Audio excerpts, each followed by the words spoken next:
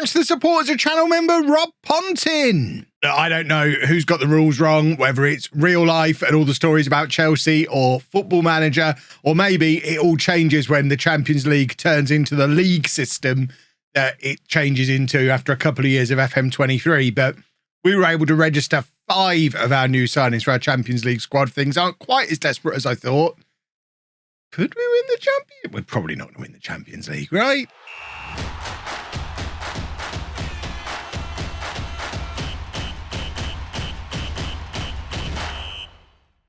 Hello, welcome to Club 3, Part 4 of Non-League to Legend. I'm Kevin. Coming up on today's episode, we have our Champions League first knockout round, second leg game against Roma. Interestingly, it's called a playoff. The playoff curse is over now anyway. I beat the playoff curse on Twitch recently, so we don't have to worry about the playoff curse anymore, but it is interesting that that's called a playoff. Could we make it 2 playoff victories in a row? That would be amazing. We're also going to face Bournemouth in the Premier League. Since you were last with me, we've played another bunch of matches, including some big wins against Norwich, Forest in the FA Cup. We played Preston again in the FA Cup 4th round. Preston really are in free fall. I am worried about Preston. The Premier League table is not looking great for them at the moment. I think Villa, Sheffield United and Burnley are rubbish enough that they're not actually in any danger. But goodness me, next season, they could be in some serious trouble. But we also beat Southampton as well. So this is what the Premier League table is looking like. We're up to 8th place, only 3 points behind West Ham and Arsenal as we chase for that top 7 finish that we've promised the board that we're going to deliver this season. Mudryk is the best player in the Premier League on average rating, which is very nice to see. And we picked up a 2-2 draw away against Roma in the first leg of this match, with Ismail Sen grabbing 2 goals. His best performance in a Tottenham shirt so far. We did sign a couple more players on deadline day, as promised. Largely young players. This is what we were focusing on.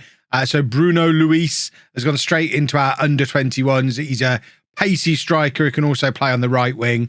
We picked him up for £12 million after he was scoring a decent number of goals for Porto's B team, and his value is immediately considerably higher than that. Egoitz Hernandez, less impressive a signing.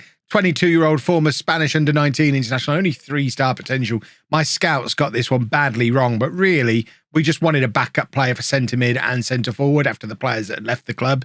So even if he's not going to be a long-term starter for us, I think for the next year and a half, he'll just be fine to have as a rotation option in a couple of key positions. And then Erhan Jakic is a Bosnian defensive midfielder / centre-back, 18 years old. A similar situation to the guy from Porto. We've just picked him up as an 18-year-old with a plan to him becoming homegrown at club, which is important for future European shenanigans. Got him for less than £1 million. And then lastly, we picked up a third-choice goalkeeper, James Moran, came in from Brentford for almost nothing because we loaned out several of our other goalkeepers. 2 of our backup goalkeepers leaving on loan on deadline day. So Anthony Quintilla has gone to West Brom for the rest of the season down in the Championship, and Juan Antonio Sanz has gone to Brighton on loan for the rest of the season in the Championship. I mean, he looks like he's potentially going to be quite good, but of course we've got Bazunu and we've got Kobel at the club already, so he wasn't going to get game time this year, even though Kobel is still injured for another 3 months or so. Unlikely to see Kobel again this season. If we pick up an injury to Bazunu, we are taking a bit of a risk because we're going to have to play James Moran, who really isn't up to it. But all that being said, it is now second leg time against Roma. We still weren't able to register everybody. You can see that Ballot not registered, Vallejo, the new left back, not registered. We weren't able to register Brian Andre, but we were able to do the 3 changes that you're allowed as standard, and plus 2 players who were in our squad previously and left. We were able to replace them as well. Like I said in the intro, I don't know if that's how it works, and that might be a way Chelsea can get around it in real life as well, or if that's a Football Manager problem or maybe a feature of the new Champions League. But either way, we were able to bring in 5 new players into this squad, so we do have a little bit more depth than we thought we were going to have, and we thankfully now have a goalkeeper in our Champions League squad as well. We're still having to pay Phil Brindley, so, you know, we've not got the full first team squad available to us, but our team for this must-win second leg against Rome, we've got Bazunu in goal, a back 4 of Brindley, Valente, Posselt and Trilly, Hernandez and Barella in midfield with Mudryk, Kulusevski and Bargi behind Harry Kane up front. Let's get this team submitted, get out there, and hopefully pick up a victory. I'm wondering if I've got Kulusevski on the correct player instruction. I haven't checked when Harry Kane's playing. We need him to be a bit more attacking. Oh, he is already attacking. Past Kev. What a hero that man is sometimes. He's already taken care of it because Sen started up front in the previous match. And when he plays, we have Kulusevski sitting a little bit deeper. It seems to work, regardless of which way round, which one of our centre forwards we play. That front four seems pretty effective, but it is Tottenham captain and legend Harry Kane today, who hopefully can at least get the ball rolling on pushing us through into what I think is the quarterfinals. And Valente has just opened the scoring, although there is a question mark over whether or not this is going to be onside or not. The referee has got his finger in his ear, and the goal is given. We're 1-0 up inside the first 4 minutes of the match. Rooney Bargi playing the ball into Kulusevski, who turns and just has a pop from range. It bobbles clear, and Valente is there to hoover up the scraps. It's 1-0 to Tottenham on the night, 3-2 on aggregate. And at the moment, we do have one toe in the, I think it's the quarterfinals, in the quarterfinals of the Champions League, which is, frankly, delightful. And I think that also satisfies the board's requirements for reaching the latter stages of the tournament as well. Kane playing Mudryk in, who has been an absolute revelation since I've arrived and turned him into a hero, but unfortunately wasn't able to demonstrate it then. But he is a constant threat. Probably our main goal-scoring attacking threat coming off that left-hand side is the inside forward on attack. He's constantly here rather than back there and just running at defenders all the time, and he hits up some beautiful finishes as well. But it is Roma who've got the ball as we approach the 20-minute mark, getting close to halfway through this first half, but Posselt is there just to clean up the scraps. Trilly plays it into Hernandez. And now Harry Kane. Look how deep Harry Kane has dropped. He's supposed to be playing ahead of Kulusevski. This is why I really like this system that we're using, because we basically play Kulusevski as the striker with Kane behind him because of how their player instructions are set up. But they work brilliantly together, whereas when we want to play a more on the shoulder of the last man defender, Kulusevski can drop back and play effectively the Harry Kane role from this system. It's a thing of beauty. And so is that goal from Trilly. We're 2-0 up. That one was very well worked. It's two defenders who've scored so far. Who needs attacking players? But this is a lovely attacking move. Bargi on the right-hand side plays it back to Trilly, who just charges. I mean, it's just power there. He's reached the ball at speed and has just charged past the two Roma players who were knocking around the place. I think it was actually Tammy Abraham who was back defending. Just noticed they've got Abraham and Calvert-Lewin up front, which is a very interesting strike partnership. Based on everything I know about the Football Manager meta, they should be scoring corners today with Tammy and Calvert-Lewin up front. They are both absolute nightmares. If they were in my team, they'd have 30 goals a season each from strikers. From corners.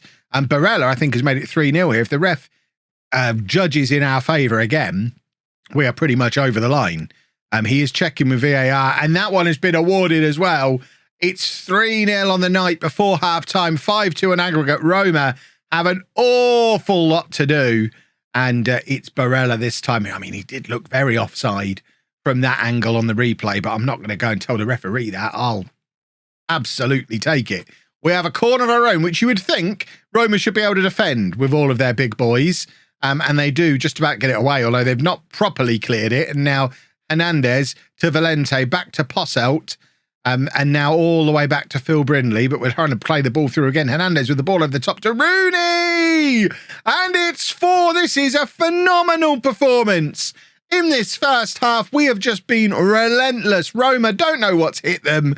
This new look Spurs team, in particular, the new look back four, just gives us such a platform to build from. And that is a lovely ball over the top from Hernandez, who I was just quite critical of. But that was a lovely pass, a lovely assist. The boy's only 22 years old. Maybe he'll turn out half decent after all. You don't always have to follow the star rating. Maybe he'll end up any good.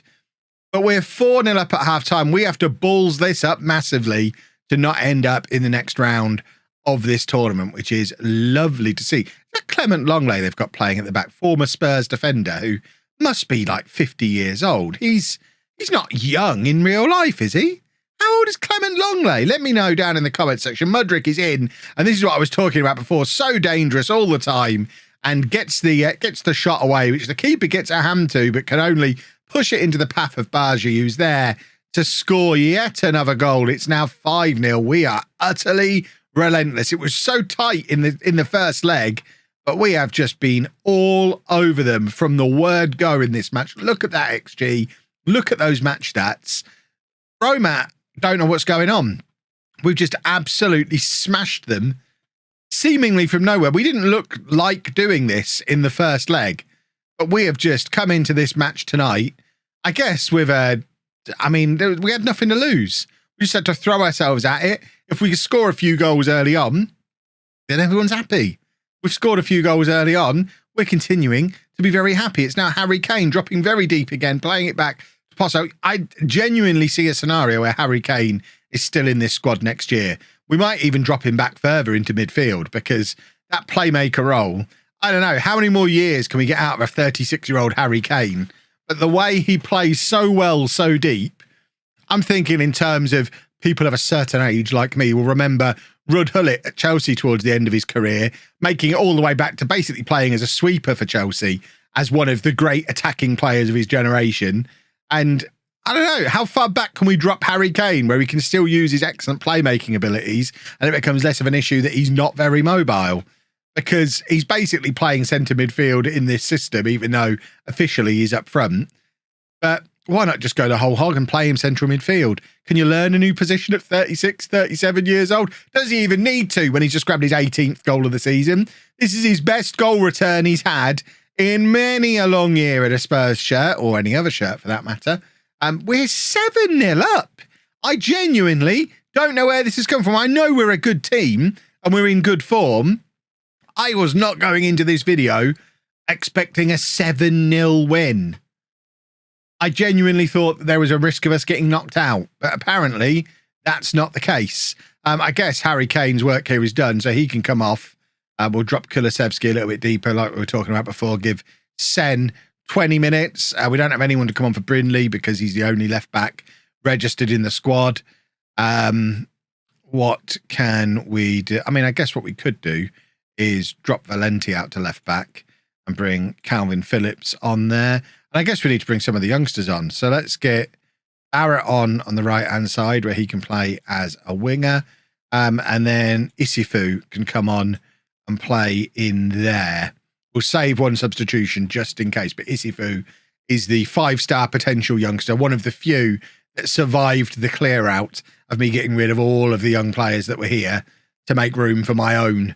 And he's one of the few that survived, as is Barrett, to be fair. Barrett, a product of the Spurs Youth Academy, and he crosses the ball to Ismail Sen, and he's scored as well. It's now 8-0, and well, I have rarely experienced a Champions League night quite like this one. Surely, if you're a Spurs fan watching this, and I imagine there's loads of Spurs fans who watch my channel on a regular basis. If you are a Spurs fan watching this, you've got to be thinking, Champions League win. Going to win the Champions League from here. Why wouldn't you? Right, let's take off these two retiring a bit. Barella can come off for Milinkovic-Savic, and then we're going to take off Kulusevski, and we'll bring on Ameth Tall for him. And we can't because apparently we've already made 5 substitutions. Well, that's fine. Barella can have the rest. Kulusevski can just wander about the pitch slowly. Doesn't need to overexert himself. 8-0. Have you ever seen anything like it, boys and girls? What a performance. That's one of the great one-off match performances in my entire time on YouTube. That was bonkers. And if you're Bournemouth now, knowing you're facing us next, be afraid, Bournemouth. We are coming for you. Well, after all that excitement, I imagine we're now about to go and get battered. And we've been able to bring some of the players who weren't available for the previous match back in. Vallejo and Porro weren't able to play. They're back in the team. Ravella comes back in alongside Barella in midfield as well. Harry Kane just seems to be able to play and play and play. He's got natural fitness of 17, which I imagine has something to do with that. But the man doesn't seem to need a rest. Bearing in mind, when I first arrived at Tottenham, he played 70 minutes of my first match, then had to go on holiday for a week. He is definitely benefiting, it seems, from the new coaching setup that we've got. We've now got the best coaching setup in the Premier League with a special focus on fitness coaching. Lots of fitness stuff going on, and Harry Kane, amongst others, definitely seems to be benefiting from that and is having a career rejuvenation at 36 years old. Let's get 5 more years out of him. Why not? Last time when I spoke to him about his contract in January, he wanted a coaching job. I'm now wondering, forget having a coaching job. You can play for us for another several seasons the way you're playing at the moment, although the fact we've got an elite striker ready to come on into the team for him suggests we probably need to not have him hang around for too much longer, which is why I'm thinking of moving him back into midfield. I didn't want to see the replay. I mean, it's to be expected, isn't it? You have a big 8-0 win in Europe. One of the best results in the history of the football club, and we're going to lose to Bournemouth at home in the next game, aren't we? I've played Football Manager before. The Champions League hangover is very real.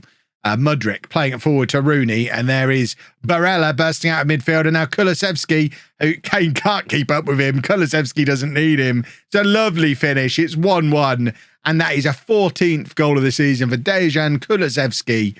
Lovely, lovely. His name is Dejan, isn't it? I think it is. It's near enough. If it's not, it is now. Can I point out as well, as mentioned, that was a playoff that we played against Roma, so that is now 2 consecutive playoffs that I have won. There's a new streak when it comes to playoffs that's emerging. I went 20 playoffs in a row in multiple saves dating back to FM23 across both YouTube and Twitch. 20 consecutive playoffs we lost. But now the last 2 we have won. Yes, neither of them were promotion playoffs, but still, they're called playoffs. And we were counting anything called a playoff in the run of defeats. So I'm absolutely counting anything called playoff in the run of wins as well. It's 2-0. It's also 2-1 to Bournemouth in this match as well, which maybe just for a moment, I'll stop patting myself on the back and focus in on this match because I could really use us not losing. And this is a lovely goal as well from Bournemouth. They've done some good work to just kind of get our defence all over the place. Possibly the slight disadvantage of playing the 2 left-sided centre-backs together. This is why we need de Klerk to take over that position in the summer, which is definitely our main transfer goal for the summer. Get de Klerk into that back 4, and then Valente and Posselt can compete for the position alongside him. And I think that'll be a much healthier situation with our defence. I think the rest of the team is pretty much where we'd want it to be already, but there's definitely a missing piece of the puzzle at right centre-back and possibly another central midfielder as well. But everything else, pretty much happy with, other than the scoreline in this match. Right, Mudryk is shattered. We're going to bring on Brian Andre to play on that side. Kulusevski is also shattered. Milinkovic-Savic can come on for him. We're going to bring on Ismail Sen for Harry Kane as well. Milinkovic-Savic can just drop back a little bit deeper as a result of that. And I think we're going to have to demand more as well. But this is where we need a big moment from our new elite striker. We need him to go out there, grab a couple of goals in these last 20 minutes, show me why I should not be persisting with the old man any longer and why he should be our starting centre forward for the rest of time. He didn't do anything in the first 10 minutes. Right, we're going to bring Brindley on and he can play as a winger. He actually is a winger. I know we've been using him as a left back, but he is actually a winger.